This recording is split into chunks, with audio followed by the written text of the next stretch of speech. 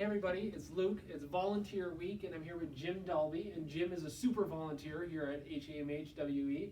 Jim's been volunteering for 12 years, and he's also responsible for administering our Lifeline program here at HAMHWE. And so Jim was kind enough to join me today for a video update, seeing as it's Volunteer Week, and so he's going to answer a few questions I'm going to ask him about what it's like to be a volunteer here. We know that there's such a huge part of everything we do, and it's really awesome that he's willing to do that with us. So first question I have for you today, Jim, is what do you value most about being a volunteer here in the organization?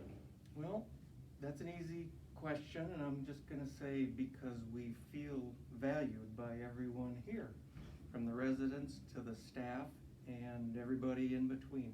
Every time we show up, sometimes we see a sense of relief in the people in charge just that we showed up. Yeah. And there's things that we do that just take time for anybody else or staff to do, and we fill that gap, I guess, and we always feel very appreciated, and that's a good thing.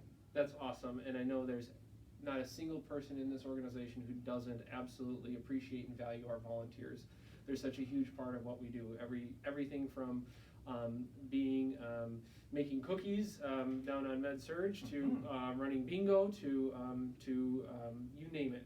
There's not a single part of the organization that isn't a recipient of the generous gift of time that our volunteers lend us.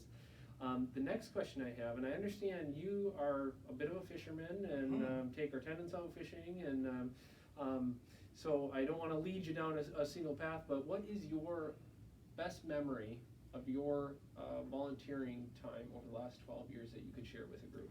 Well, that's a long list, but the fishing is really special because the residents that we take out, and one in particular, comes alive when she's down there at the dock and fishing.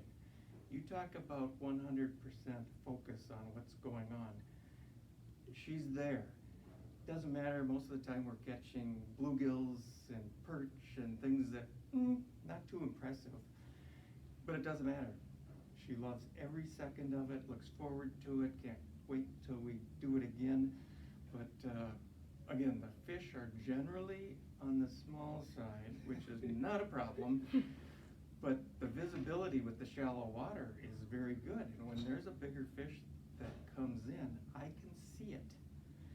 And we can try and try and try, and we had this largemouth bass come in and swimming around, and it would not pay attention, it would not give us the time of day. But it was there the whole 2 hours we were down there. Could not get it interested, but the next time we went out, a couple days later, it was back and kind of giving us the cold shoulder again, swimming around, come in, would look at the bait, swim on, do circles, come around. Finally, after about 90 minutes, it took the bait. And it was just the wildest fight, and I didn't have to do anything. The tenant was able to get that fish in. I got a picture of it, and I think it's been circulated previously, but just a very impressive time, fish, and a good day. It was a great day. Oh, that's awesome. It sounds a little bit more like fish hunting rather than actual fishing when you're tracking a fish multiple days, and that's an awesome story. And maybe we can get that picture to post on the portal with the video after we get this done. And so that's just one of, I'm sure, an archive full of memories that you have over the last 12 years. And I just wanted to personally thank you. I know the entire organization appreciates you and every single volunteer. And for everybody out there, if you haven't, please take a moment to thank a volunteer over the next few days for all of the work that they do for the organization. Thanks, Jim, for your time. You're welcome. Thanks, everybody, for your time, and we'll see you again coming up soon.